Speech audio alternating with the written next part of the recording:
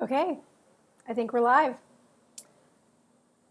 I can see mics, I can see some text. I will see if you can hear me, which is always the ultimate test because as you can see, I'm not home. We are not in South Dakota yet. We have not made it home. And I am doing a few other things that I usually don't do, which is sit down for a show because I think I got car sick. I don't know. I don't know if you can tell this, but I'm here in Texas. Oh, thank you for the great sound. I appreciate that, Rye. The trip from South Dakota to Texas is still ongoing. I thought for sure we'd be home by now, but we aren't. And the adventures, you can see 2/3 of it. Yeah, the sun is very bright, and I don't have lighting, so I have to be outside because I'm in a hotel, and I think it's crooked too, so I'm just gonna have to deal with it. I'm sorry. But yeah, so I am sitting down because on our drive around Texas, we are looking to move our family, and Texas is one of the places we are considering going, and a few places where they said, check out our town, gave us some invites, and we've been doing that. We've been to Dallas, we've been to McKinney, we've been to Austin, San Antonio, New Braunfels, been to the Woodlands, and just trying to Conroe and Montgomery. And we were driving to this place today because Lake Travis was another place that was on our list to just check out. And oh my gosh, I had to tell my husband to pull the car over quick, and try not to throw up. I think I scared the man that was running the convenience store because he said, "Are you okay? Has this ever happened before?" I'm like, "Not since I've been pregnant." But anyway, so I'm going to start the show like I usually do. I am doing a few things differently. And I am going to check my numbers, but as I said, I am not feeling well, so I'm wondering how that will go. So I am just going to drink water for this show and not any of the experiments I sometimes do. So we're going to start by just checking numbers, and I really have a great show for you. I've been actually just practically meditating over this for like 3 days on how would I present this. So for those of you that are new, I don't even know if you can see this, but this is our, I'll put it out here in the light actually. This is the purple strip. The purple strip is the one that measures ketones, and I actually have a brand new meter today because I gifted my meter to somebody a few days ago. And again, counting down, I've got a 0.6 for my ketones. I don't know if you can see that. And the glucose is 108. I actually expected that to not be so good. I just really don't feel well. So we'll see how the show goes. I am going to sip on some water, and I am really excited about the show. There is several things that I was going to give some updates on. One of them is the progress of the book. As many of you know, I have been in the process of writing down what it is I do in my clinic for taking the ketogenic diet to an advanced level and using it methodically, and then finding a way to teach it that doesn't overwhelm the patient, that meets them at the stage they're at, but also just how do I think through it? What am I doing with their metabolism? Why am I pushing certain people sooner than others? So if you've read the other book that I wrote, Any Way You Can, I think telling stories as you teach gets the engagement of the patients. So it's a story of a man who used the ketogenic diet, and we talk about his health, but we really focus on a lot of the weight loss, but also his brain, which plays into today. And we're going to wrap that certainly full circle as we talk about Dr. Jordan Peterson and his just sad, unfortunate story that he's going through that I couldn't stop thinking about. And so I decided I would just say, if he was my patient, this is what I would do. But let's back up a little bit and give you some updates on the book. I know there's a few people that wanted to be pre-readers, and I thought I would have you a copy of the book by now. But the first pre-reader is, I am happily married, and so I asked my husband to read it first, and he said, you can't send this out till you fix a few things. So after I got done being angry, because I really wanted to be done, he's right. I hate it when he's right, but he was right. So I've had to reread a couple chapters, and then it's like I'm missing a chapter. Like I don't even know what happened to it. I can't find it anywhere. I swear I wrote it, but it's not there. So thank God for husbands. All right. So in true spirit, if you are one of the pre-readers, hang tight. It's coming, and I do think it's going to be very helpful. In the meantime, those of you that have taken the online course, that is actually the curriculum that I use for the book, just kind of testing out how well it fit with patients and how well, if I wasn't sitting one-on-one with them, how well would it be received. So I think that's where I'm going to start. I will try to remember to check my numbers at the end of the show. I just think that's helpful for you to see that I do look at my own metabolism. I think it's a powerful way to just have a self-check, doctor heal thyself.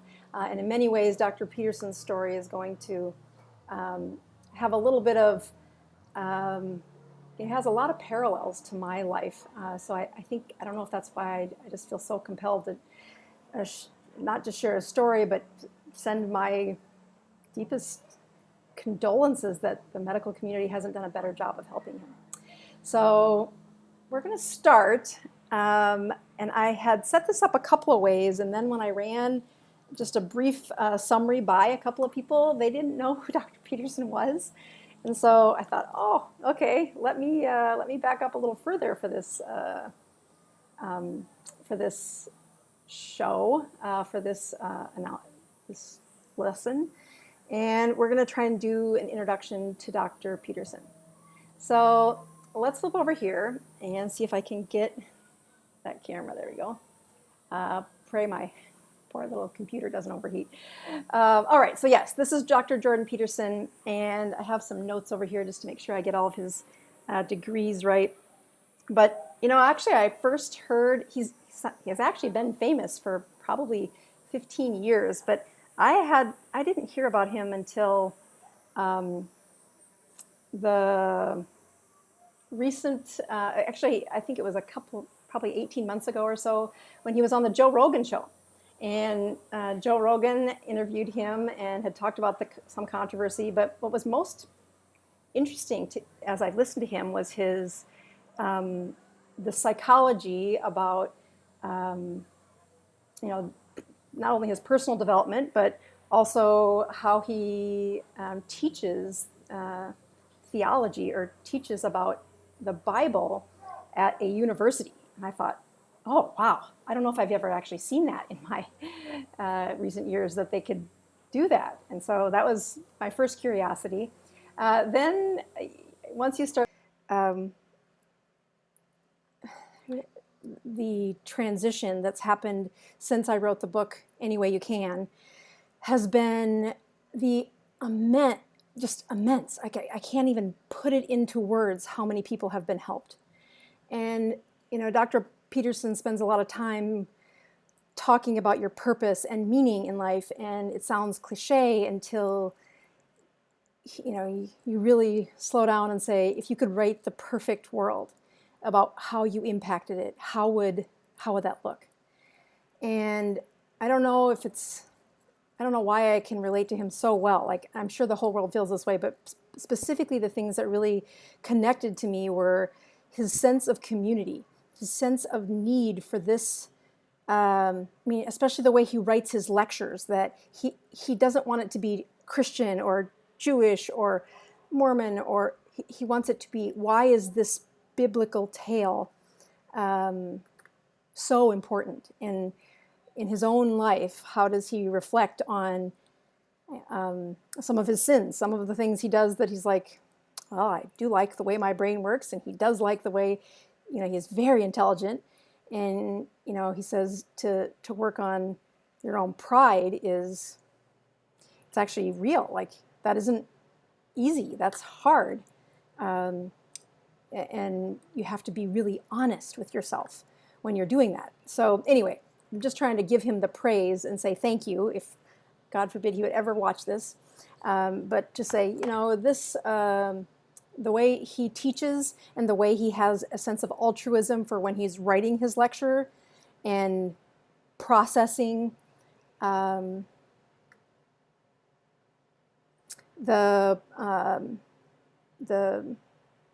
impact that he has, because he does a really good job. So, one of the places where I cringed when I was hearing again about him for the first few times was he has a daughter with an autoimmune problem, and I can remember hearing that he said she had her joints replaced in her teenage years. And again, I'm internal medicine. This is what we do for a living, is we do the long game, and to know that the joint replacement started in teenage years, I can remember this sinking feeling saying, oh my goodness, did someone should have told him about the ketogenic diet. Of course, a few weeks later, I hear another little blip from somewhere, and I hear that he and his daughter have been on the ketogenic diet.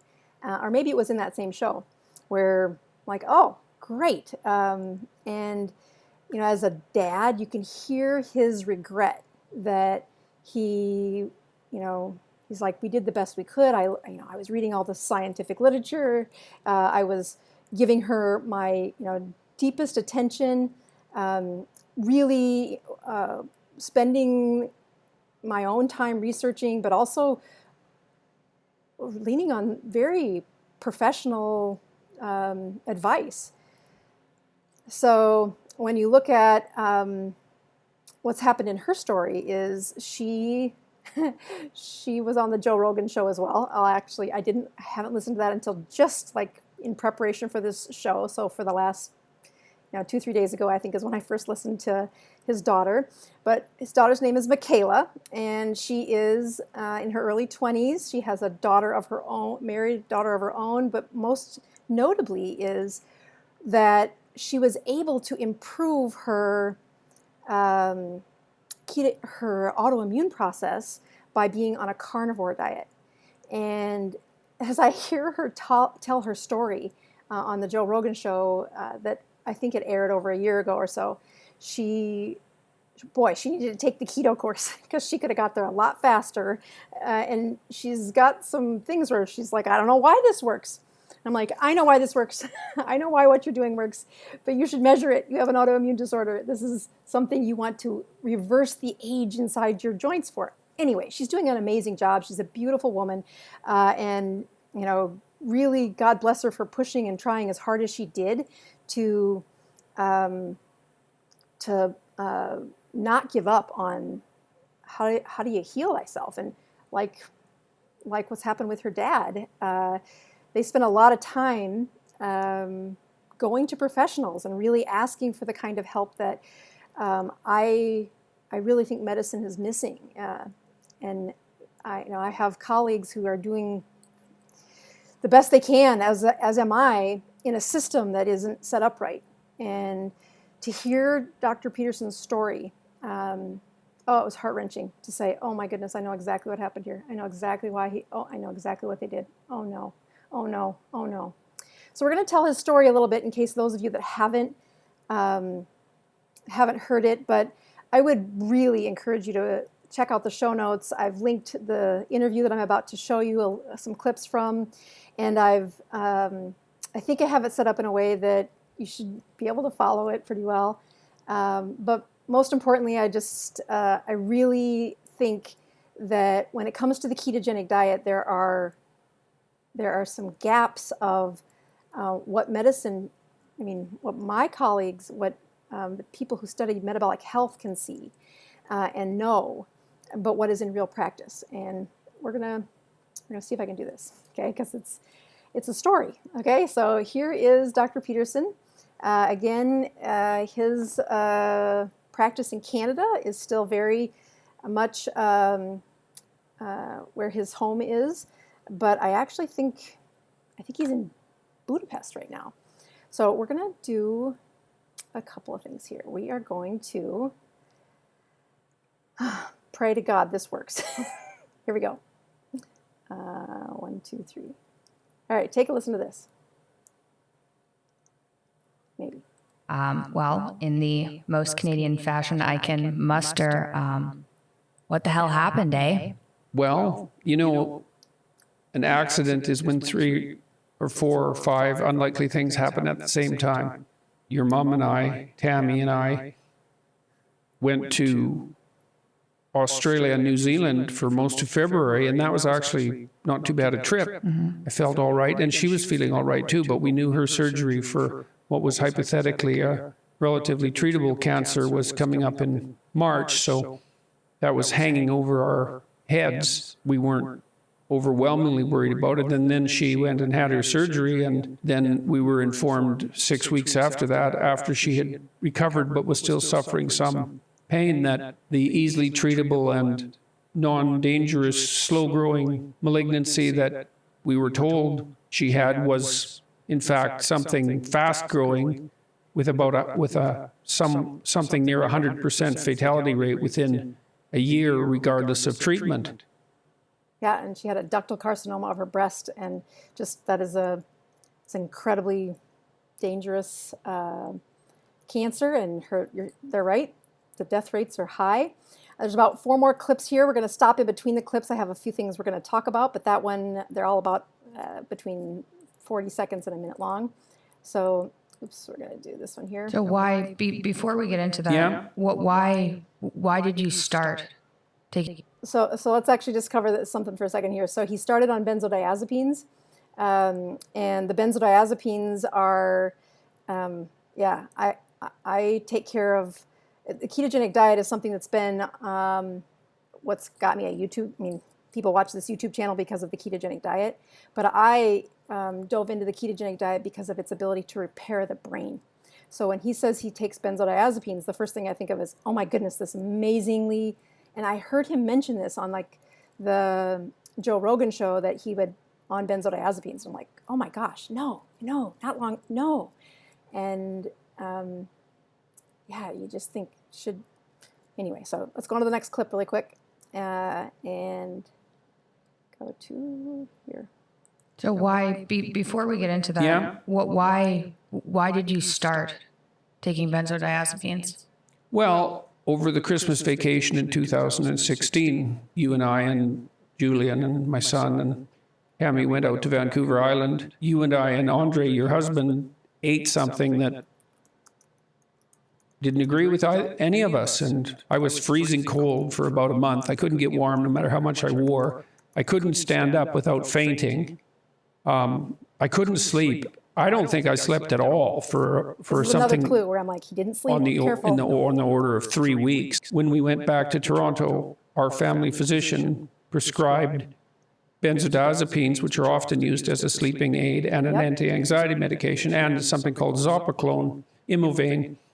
And I hardly took the Imovane at all, maybe 4 or 5 times. You know, I thought that it was a relatively harmless drug. Right, that's what most people And I was taking it in a prescribed fashion at not too high a dose. And I developed symptoms that I now recognized were associated with its use. Weakness on my left side and like a feeling of detachment from people. Yes, so a couple of things he said there were, this is predictable. We could have, I mean, you could see that if you've got, he had a severe allergic reaction. And this is when I got a little more clue that he must have a leaky gut. And I know that's not a diagnostic code, and I actually don't like that term, but just like, oh, he had sulfites. And sulfites shouldn't bother you, but when they do, it's a warning that says stuff is getting in that shouldn't. So that was one of the other clues that I'm like, uh-oh, that's not good. His daughter has an autoimmune problem. He must have some sort of autoimmune issue. And I don't actually know that, but something isn't right. And we're going to get to the So clip why, number 4. before we get into that, Yeah. Hold on. why did you start? Stop that one. Sorry. So let's go to clip number 3. One point when things weren't getting better and Tammy was still in the hospital and I was trying to take care of her, we had lots of help. I stopped taking them entirely and On his tried own. ketamine, which is a treatment for depression. Well, neither of those were a very good idea as it turned out. I had to stop taking benzodiazepines entirely. I started tapering off when Tammy was in the hospital, but I couldn't push that too fast because it wasn't bearable. And what do you mean it wasn't? Well, bearable? my anxiety levels went higher than anything I'd ever experienced. And I also developed this condition called Akathisia. And it was like being jabbed with something, like with a prod, like a cattle prod, something electric or something sharp, nonstop for hours, for all the hours I was awake. It was absolutely, I couldn't sit or lay down. Yeah, so you look at the some of the processes of akathisia. It's called St. Vitus dance. They can't stop moving. And it is a sign. There is a swelling in his brain. The drug, when you have not just the swelling, when you have the swelling plus the akathisias, it is a heavy level of impact that's happening. And it's not very common with benzodiazepines. It's actually common with several other antipsychotic medications, but it is, when it's happening, it is a sign of a rift, a scar, a damage that has happened to his brain at somewhere. I think he's 60 years old, or maybe he's in his 50s. Somewhere along the lines, he's had a brain injury, and the medication is swelling the brain injury. Now, it does lower the anxiety. It does calm them down. It does put them to sleep, but not in a way that's healthy for the brain. Hang in there. We're going to get through this. So this is actually his Dr. Jordan Peterson's 12 Rules for Life. This was this is his website. I also put that in the show notes. And this is the book that I made my kids read for the summer. But I want you to take notice. I put this up there to say, look at what the foreword is written by. It is written by a man named Norman Doidge. And he's also Canadian, but he is one of my teachers. I have learned more from Dr. Doidge than probably any other clinical physician. And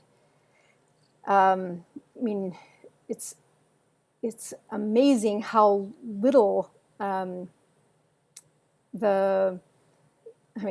give this course, which is I've given for the Department of Defense and for lots of folks around the upper Midwest. And one of the key books that I bring to say, if you need a book to read that you can heal your brain, let me click on his website here quick. It is Norman Doidge's. So Norman, I keep putting an S on the end of it. Let me click on his. I put his website in the show notes as well. But he's the guy. He has to know Dr. Peterson. That's why I'm bringing this up. So Norman Doidge. And he has some of the best protocols. If I could go back and do an internship again, this is who I would pick. I would do everything in my power to just, sweep the floors at his clinic to learn how he's implemented these protocols. I've used several of them. The literature behind what his recommendations have been, because it's much like what happens with benzodiazepines. You read about how terrible they are, how rotten they are, and then you go to clinical practice and everybody is using them. When I give this lecture, I will talk about how, this table right here shows you that the half-life for the benzodiazepines is incredibly long for most of them. That the paper that this comes from is written in 1991. I was a year out of high school then. This is not new news. We know that these drugs are derived from alcohol. They act much like how alcohol works in a brain. And if we want them to, when I go to explain how benzodiazepines work, I say, yeah, you know how a hangover works? It lowers your anxiety, it calms you down, and you don't really sleep well when you have too much alcohol. Yeah, that poor sleep is what's happening with these medications. And the longer they're on it, the higher the risk for severe brain damage, reversal of brain health. IQ points drop when they were on these long term. This is not new. I'm going to show you some spec scans here, but I just like people to take a quick look at the half-life. Half-life means when I give a pill to somebody, how long does it take before the half of it is out of their system? And you can see some of these half-lives for Valium and Librium are several days. So I tell patients if we want to, audio is super off. Sorry, I don't know why the audio is off. I wonder if I've got a green light on it now. It was yellow, you're right. So hopefully the audio caught up again. Again, I don't know what else to say. All right, so let's keep going. Oh,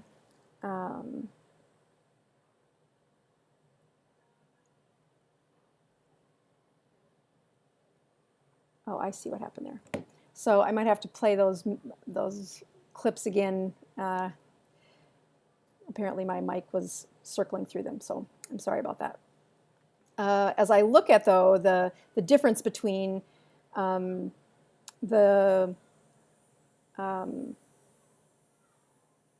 these benzodiazepines. I mean, people say, I'm on Xanax, I only have to take it a couple times a day.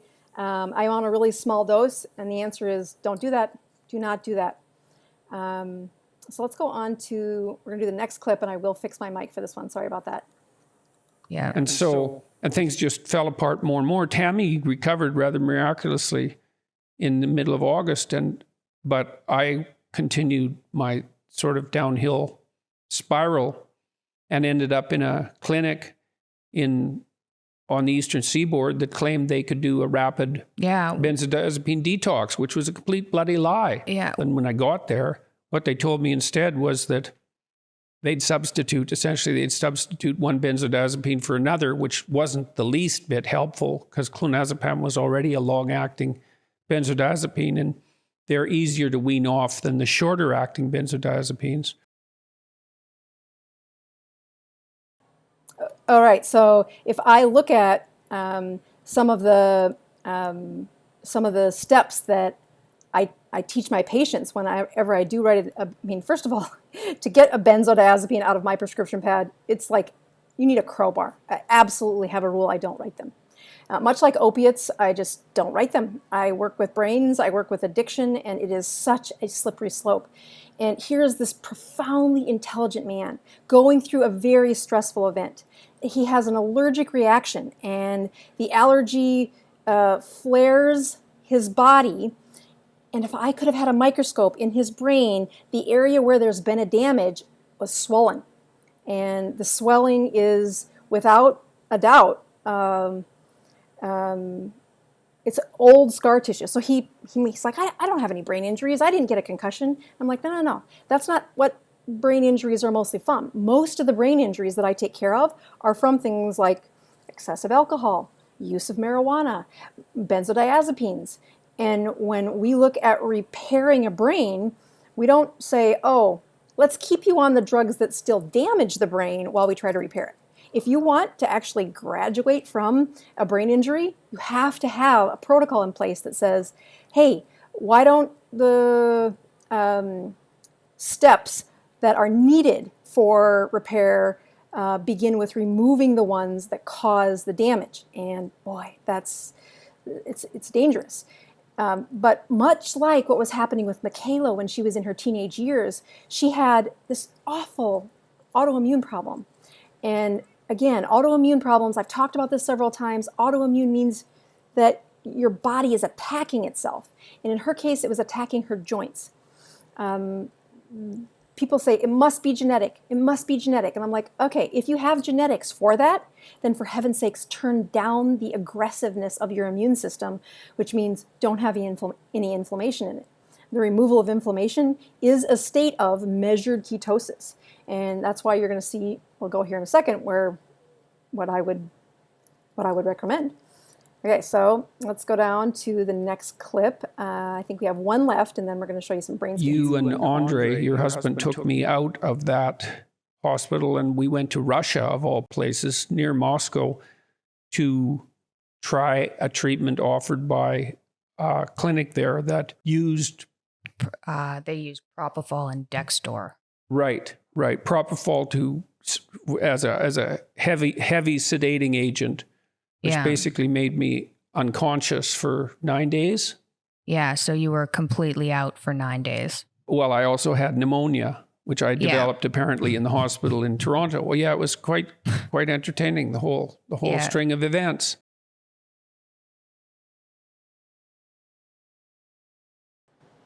Oopsie, gotta turn my mic back up. So, looking at the saddest part here is here's this brilliant man, and he is absolutely in charge of, leading. I mean, I would say probably the whole northern, all of North America as one of the psychologists that understands not just these biblical stories, but that development in the human choices. And I know he's gotten some controversial things about how are we discussing what does it mean to be transgender and what that is about. But here's this brilliant man, and he has a problem with a medication that his doctors should know better. They should know not to do this. It's not Dr. Peterson's job to know those medications. It was our job. It is the physician's job to know danger, danger, danger, do not do this. But one of the reasons Norman Doidge is so, which again, he wrote the foreword for Dr. Peterson's book. That's why I'm like, this is such a small circle. Why Norman Doidge is a huge icon in a time where I just need somebody else to see we can't be doing these things if we're going to repair brains. We can't say these things to patients like you're never going to get better. And I don't mean lie to a patient. I mean, if you tell them they can't get better, guess what happens? They stop trying. And some of the stories in Norman Doidge's book, they gave me the power to be able to say, all right, here's the logical thing to do, and we're going to bridge it with what the medical team says to do.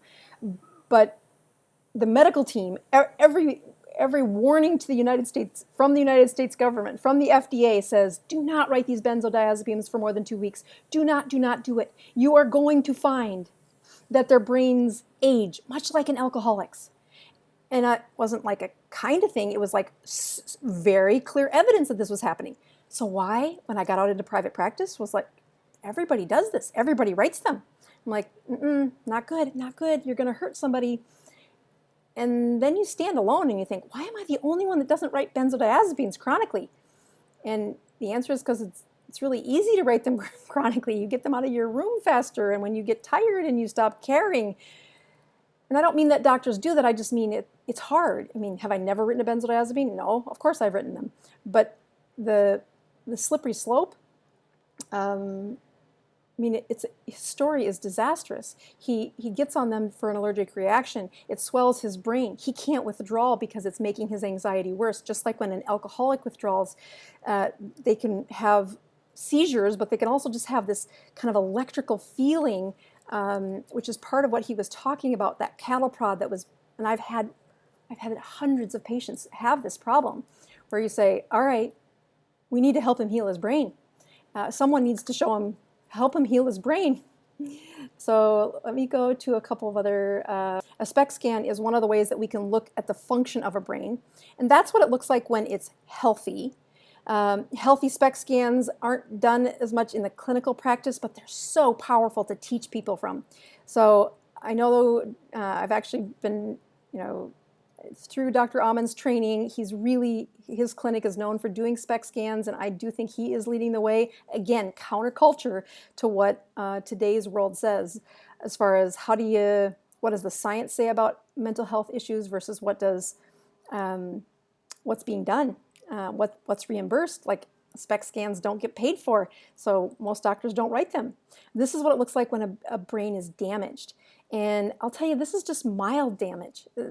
All those divots are places where it's not conducting the messages correctly. It's either slowing down or stopping altogether.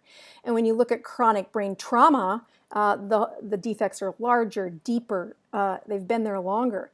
And reversing them starts with do not inflame the brain, which is what brings me to a couple of other things where I said, all right, if he was my patient, what would I do? So let's start by showing you, actually I'm going to show you what it looks like to have, let's take this away, chronic benzodiazepine use. And this was totally within the range of prescription. This was a normal brain 4 years ago, and she was on clonazepam as a way to just settle down her anxiety. And what that medicine did to her brain was this. You say, well, is that the only one that does those things? No. Here is a SPECT scan of someone who used alcohol. So again, this is a 37-year-old male. He is healthy. He is lean. He does not have diabetes.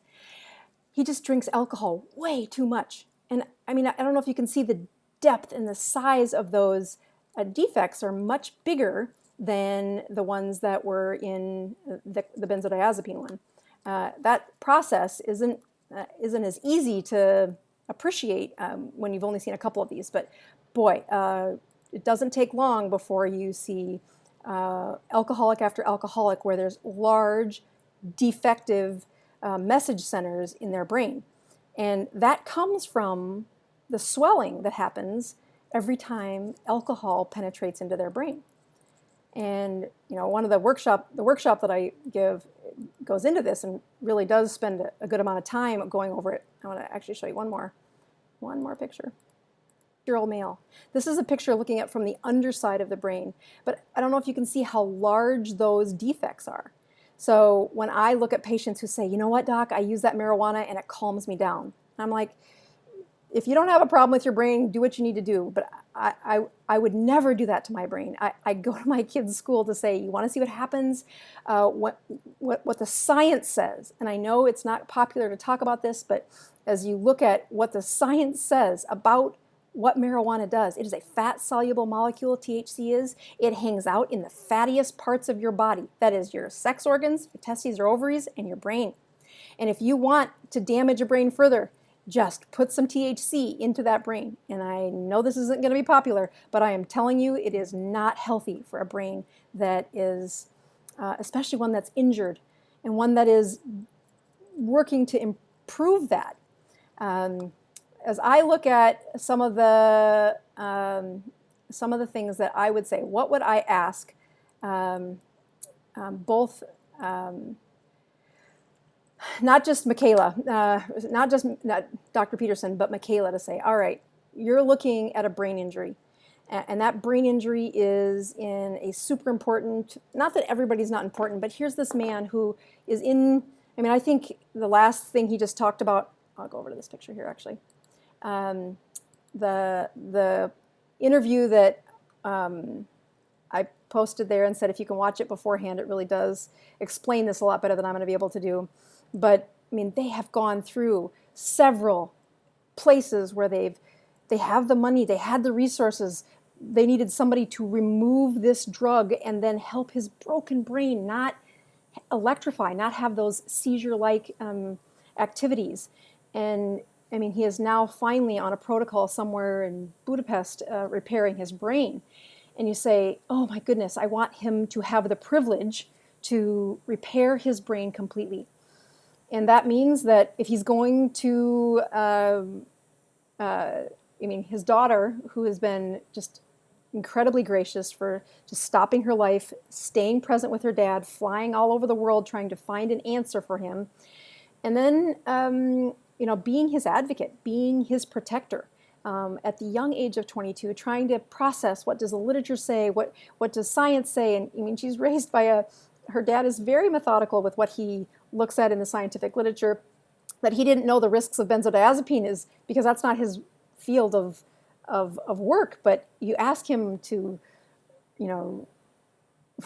regurgitate the studies he lectures from or he talks about, and they're all very well studied in how does the human brain change and react, and in the world of psychology, what does affect the long-term outcomes. And again, I had my boys read his book for their summer reading this summer because it is a powerful lesson to say it's not just your mom saying these things. And so when I look at Michaela's job right now, which is to help her dad be as mindful as possible, be as safe as possible to get him completely back to where he needs to be, we need her to take the ketogenic diet to a much higher level. So again, the reason I ended up with a love for the ketogenic diet isn't because I was trying to have a weight loss clinic. I repair brains. I deal with chronic illnesses, internal medicine. We start at teenage year and we take them to the grave. And it doesn't take very long to say you have a high blood pressure, cholesterol, diabetes, and there's something inside that brain that stops working well. Once depression starts, that depression gets harder and harder and harder. But much like when I came across Norman Doidge, it was this relief to hear, oh my gosh, somebody else is seeing what I'm seeing, that you cannot keep writing these prescriptions. You cannot ask me to see them in 20 minutes and think I'm going to fix all of this. These are chronic problems. They take not just a bunch of time, for which most insurances aren't going to reimburse you more than the 20, maybe you'll get 40 minutes of time reimbursed, but it's a fight. And to repair a brain like that, I needed to find a way to make it more efficient for their education, and I needed their brains to get better fast enough that they could get on their own, because I would start seeing some of them in a nursing home. I mean, one of the worst cases of marijuana I ever saw was I think he'd been high since he was 20 and he was in his 50s. And he ends up in a nursing home where he can't smoke marijuana, and I was his physician. And it was like, as we repaired his brain with medications, but also a regular sleep routine, it started working again. And of course, then he walked out the front door and got high again. But that's his problem. We did our part. The reason I point this out is it isn't like 1 or 2 days in the clinic that you see these patterns where brains don't heal when you do certain things. Brains don't heal when you're overweight. Brains don't heal when you have diabetes. Brains don't heal when you have high blood pressure. They don't heal when you have chronic alcohol. They don't heal when you put marijuana on board. There's a lot of literature about marijuana for sure lowering those IQ points.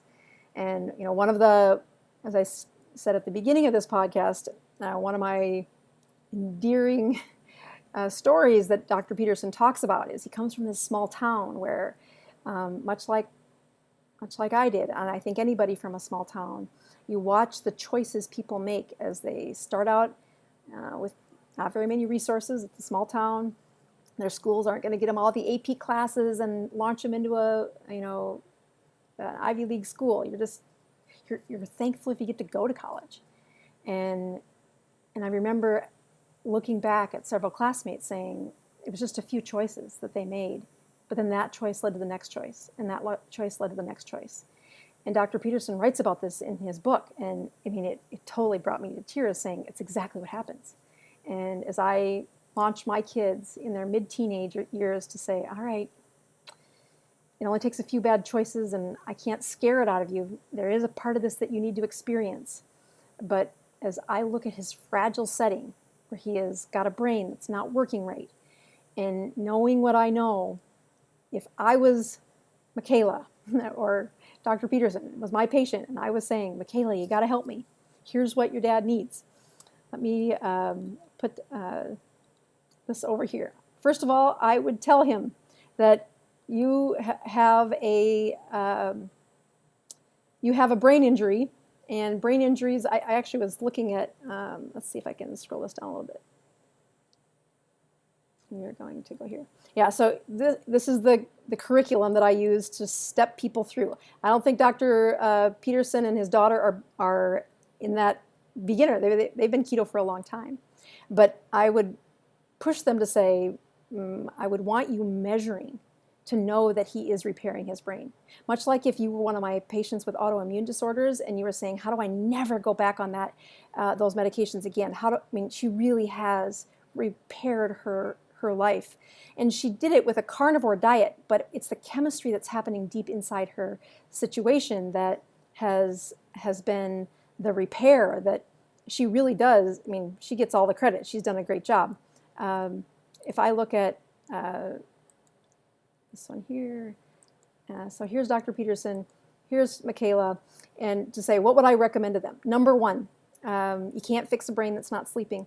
So it sounds like in the interview that they just did, the one that's being podcasted, that is in the show notes and is part of her podcast and on his YouTube channel, is that for the last couple of weeks he's finally sleeping. And again, you cannot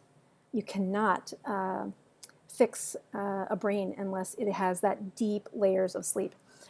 You'll see if you go to bozmd.com and go to my favorites page, there's something called the Muse headband, where they actually now have a device where you can measure, did they get stage 4 sleep? And we would do this in the sleep lab. We would measure, if the brain gets to stage 4 sleep, we know the repair level is much better. And I did this in Utah. Utah is known for not having alcohol, but they were the number one, I don't know if this is still the case, but at the time they were number one in the country for use of these benzodiazepines. And you could see it right on the EEG. You could see that their brain would not shut down. It was just like an alcoholic. They would not shut down without, when the benzodiazepines were on. Their eyes were asleep. They had a few brain waves for the early stages of sleep, but that stage of sleep that's needed for repair could not happen, does not happen when benzodiazepines are on board or when alcohol's on board. When I give my lecture for the for the big lecture, the 12 and a half hours of lecture, I say, if you want your booze to last for 5 days, we call it Librium. If you want it to last for 3 days, we call it Valium. If you want it to last for 2 days, we call it Klonopin. And we can measure it in that. I mean, 1 day is Xanax and Ativan and Klonopin. I mean, the length of those half-lives that I showed you in that chart show you that that's only when half of the medication was gone. Its ability to, the brain's ability to fall asleep, it has to be off. And it sounds like he is on, I don't know what his medications are, but I'm going to guess the protocol that I use when I get them off of the medication, it puts them to sleep for a couple days. Now, we do it outpatient. If you go to my blog and you type in a case for sleep, you'll see just a story about how I have used this over and over again to get people off of these benzodiazepines in an outpatient setting. But it is not a little thing. I make their spouse come in. I make somebody like Michaela come in and say, you have to chaperone them. Take away the keys. They are not going to think normal for the next couple of days. I'm going to take them off of this medication while not letting them have a seizure. And here's how this looks. And yeah, obviously we have to taper some things in order to get it right. But boy, it's a powerful transition. And then I tell them, she said, you don't remember a thing. I'm like, that's right. When they're withdrawing, they cannot record memory. So Michaela can't forget some of those things that were happening in those days. I tell my families that the chaperone will never forget what's going to happen in these next few days. But the patient will have no recorded memory. They cannot put memory down. The brain's swollen. It's not working right. It's like a concussion. They don't work right. Same thing happens with chronic marijuana use. What happens to their IQ? Why are those big holes in their brain? Those fat-based molecules of THC land in their brain, and they stay there for up to 3 months. 3 months of swelling. That's getting high once. That molecule is in their brain for up to 3 months. They're not high for 3 months, but the inflammatory damage to their brain is there for 3 months. So, number one, they'd have to be sleeping. I had my notes here just to make sure I don't forget what I would do. Number two, I would put him in a state of ketosis that is measurable. That much like what Michaela had in her benefit for increasing and improving her ketogenic or her autoimmune problem, she couldn't see. She was blinded. She's like, I don't know why I feel better. I don't know how I'm feeling better. Tear off the blindfold and look. And that means, I know she checked. She's like, I've been in a state of ketosis for this long. And I'm like, okay, great. State of ketosis is one part of this. When it comes to repairing the brain or the autoimmune problem, we want you doing, let's see if I have this in here. We want you doing, I might not have put that in this one. I think it's in this one. Let's go. Don't give up. Here it comes. Oh yeah. So we want this. Okay, so this is the Dr. Boz ratio, where you say measure it, measure it. Weight loss is when you get it under 80. That is, every single person will have weight loss if they keep their Dr. Boz ratio under 80. For those of you that have been around, you know, hitting the Dr. Boz ratio and staying at the Dr. Boz ratio, totally different things. And what we're looking at for the next 2 layers, where you get a Dr. Boz ratio of 40 or less, or get a Dr. Boz ratio of 20 or less. I mean, these are levels of autophagy. And autophagy is that ability for the brain to start sweeping up the scars, sweeping up the damage. For those of you that have been watching my Instagram, you'll know that I am trying to hit a Dr. Boz ratio of 20 weekly, and I have not done so good the last 2 weeks because my mom, who's 76 years old, and much like Michaela's commitment to her dad, this is the similar thing that's happening to me and my mom. She's chemo free, her cancer numbers look okay, but there is something going on in her bone marrow where the real estate to make red blood cells and platelets have started to creep up. And the logical assumption is that that is scar tissue. She's had this cancer for over 15 years. It lives in her bone marrow. And the only way we know to recycle those scars is to hit an autophagy ratio that is a GKI, which for those of you that have been around the ketogenic diet, that's glucose to ketone index, or a Dr. Boz ratio of 20 or less. So Grandma Rose is doing her best. She's actually done really well. She's way better at this than me, but is hitting a ratio of 20 or less every week, and she fasts until she gets there. Now, I'm not in Dr. Peterson's life. I don't know how hard that would be for him to fast, but at least to get his numbers at 40 or less. And that really is possible. Now, I saw in one of the comments there saying, I've been on keto for a couple years. You guys all say Dr. Bosworth looks younger. And I'm like, I look younger because of autophagy. Being keto isn't just a way of eating. It is a chemistry set. And when you start to measure the metrics, you can predict who's got who's got numbers that are recycling these scar tissues. And when I look at the danger of having a ketogenic diet that is just playing with it, I'm like, great, if they're just trying to lose weight, no problem. But if they're really trying to improve those ratios, improve that cancer, improve his brain function, you have got to be measuring it. You've got to get that ratio down to 40 or less. And when I'm taking care of my brain patients, I am absolutely, this is not playtime. You've got to measure this.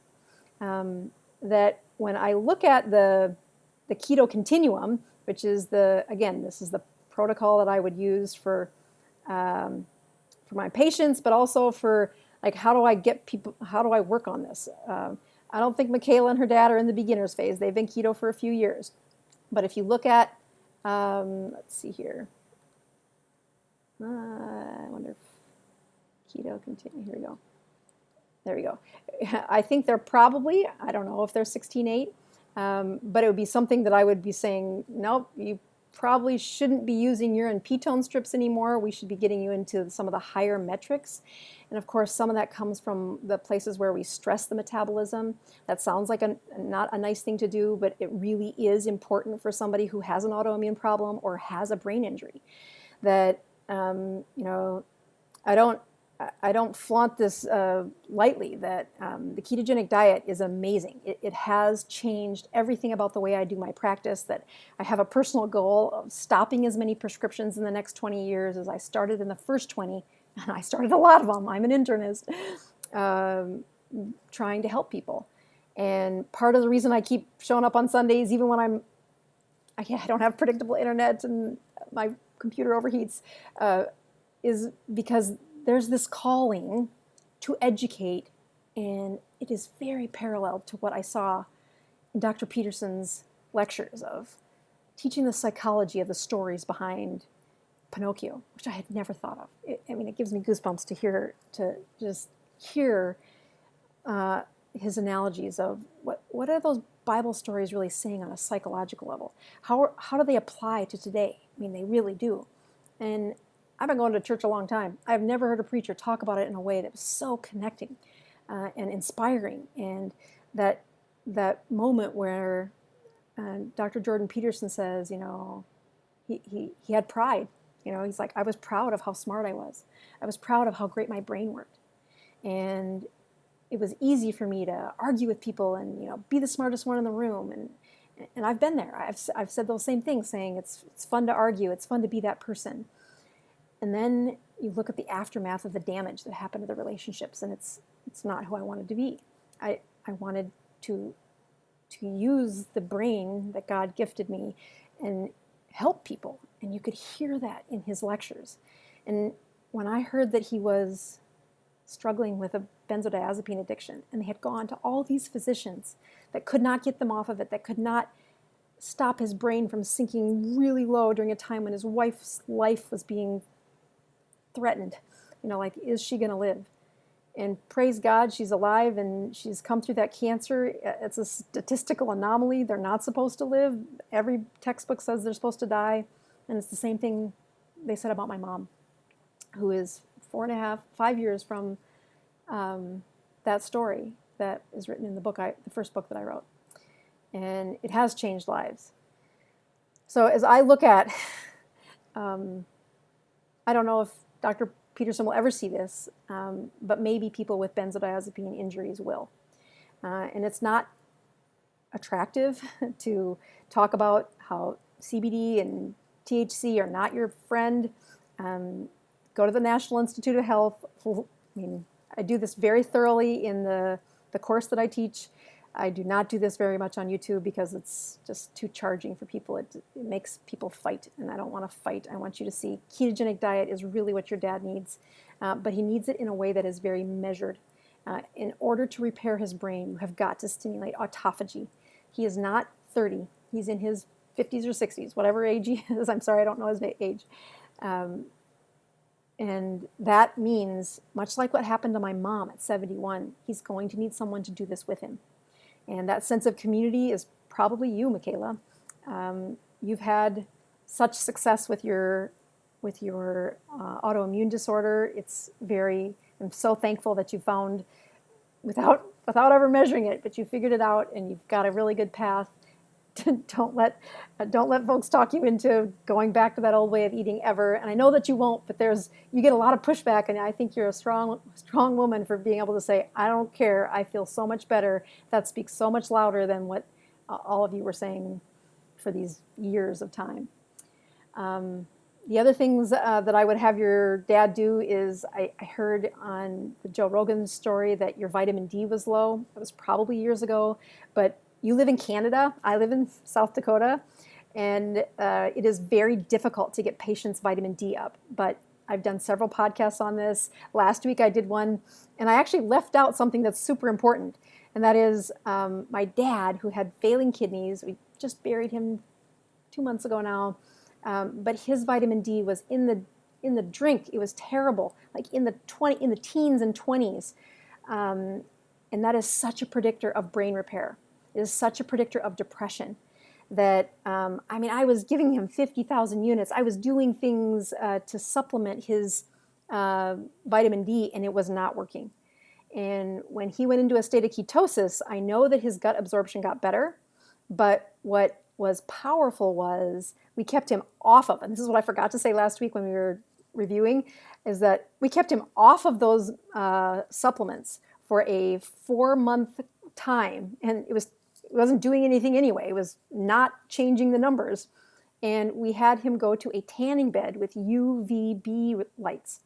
And like I said last week, they cannot advertise for this. They cannot talk about it. There are laws against it. They can't say that it increases vitamin D, but he needs to get UVB raised to the point where he raises his vitamin D level to, I wouldn't stop until you're above 50. We did this for I think it was 10 or maybe it was 12 weeks between blood checks. And again, we had to start my butt white dad at 4 minutes in the tanning bed. It took us 3 or 4 weeks to get up to 10 minutes a week in the tanning bed. And he would go into this little shop in town and he would get naked and get in that tanning bed and he would chirp at me the whole time he did it. But at the end of 12 weeks, his vitamin D was 60. It had jumped up so high, his doctor said, "You're probably toxic." It's not toxic, but I mean, that vitamin D is such a huge predictor of how fast his brain can repair. When I have patients who have a brain injury, it isn't about educating the patient. Their brain is broken. They're not going to remember what I tell them anyway. I make them all figure out where my next lecture is for this, this brain course, and just go, find a way to go. I do have it about to launch online. I haven't done that yet, but I'm getting close to launching that course. But I would take your dad's level of ketosis up to the next level. And I would be, you know, the book that I'm going to write about that in is still being written. So the only thing I could offer you is to take that online course. If you go to bozmd.com and you click on shop, the course is available. And I just can't say enough that I have taken care of patients with broken brains for so long that to hear that this happened to your dad, I think is just the biggest tragedy. And I would do anything to help others not have this problem, but also to support his recovery in any way. So I know I went way over, but I'll have to cut out some of the video.